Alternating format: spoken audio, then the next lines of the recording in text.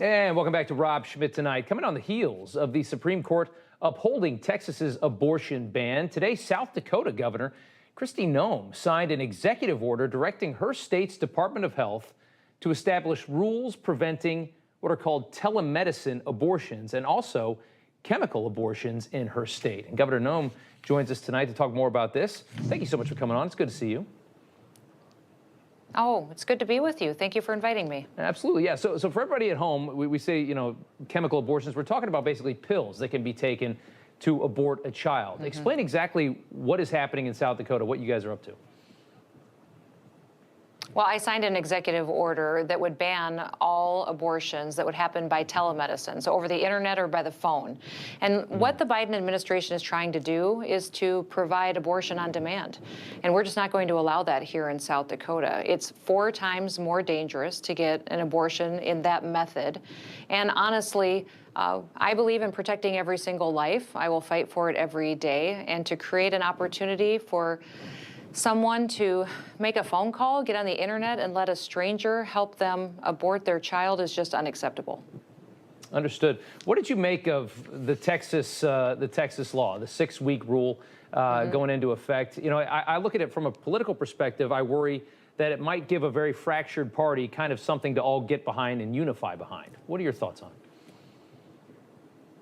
Well, I think it was encouraging to see the Supreme Court decision, and we're taking a look at the law here in South Dakota to see what we could do that would be similar. And I think it's important that protecting life isn't controversial. We should all agree that every single person has value. We constantly turn on the news at night and hear about equality and people getting their rights in different groups. This is another age group, and frankly, they're innocent. They can't defend themselves. So I'll be okay going down in the history books as someone who defends innocent people. To those that say that 6 weeks is not long enough, that women have a right to have an abortion, and 6 weeks, frankly, is just not long enough for them to even know that they're pregnant. How do you respond to that? Well, what I would say is that every life has value and that science is backing us up on this. Every single year we learn more and more through scientific research, study, and knowledge that tells us that it's a life from the moment of conception. So it's a person. We know that. Science has proven it. So we should treat them equally under the law, just like we do everybody else. Fair enough. I want to switch gears here. You recently wrote a letter to South Carolina Congressman James Clyburn, insisting that you will not change your state's approval process for rent relief, federal rent relief. He had come after you for not distributing COVID rental relief funds to people in your state, and you had to come back to that. Just kind of explain the back and forth here. What happened? Well, basically, from Congressman Clyburn's position on a committee, he accused us of not spending money fast enough, which I thought was pretty ironic. He encouraged us to spend the money, get it out the door, when the people in South Dakota have something even better than a government handout. What they have is a job. South Dakota's thriving. We have our economy is growing like crazy. I have less than 1,200 people in the state that are on unemployment. I have 27,000 open jobs. So him sitting in Washington, D.C., dictating to me as a governor that I need to spend more government money because it's important to spend money fast is just ridiculous. So I sent him a letter back telling him we were not going to be changing our methods. We will help those who truly are in need of assistance, absolutely. But we're not going to spend taxpayer money just by handing it out in order to say that we spent it the fastest.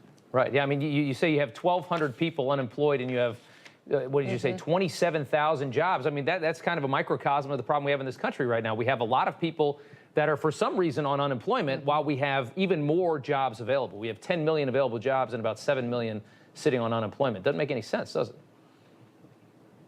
Well, what's happened in South Dakota is we've had so many businesses relocate here to our state. They came here because they recognized that we respect them, that we're not going to overstep our authority and shut them down or claim that we have the ability to take possession of their private property or will take away their rights. So overwhelmingly, people have come to South Dakota and wanted to come here to be successful. And therefore, we're growing fast.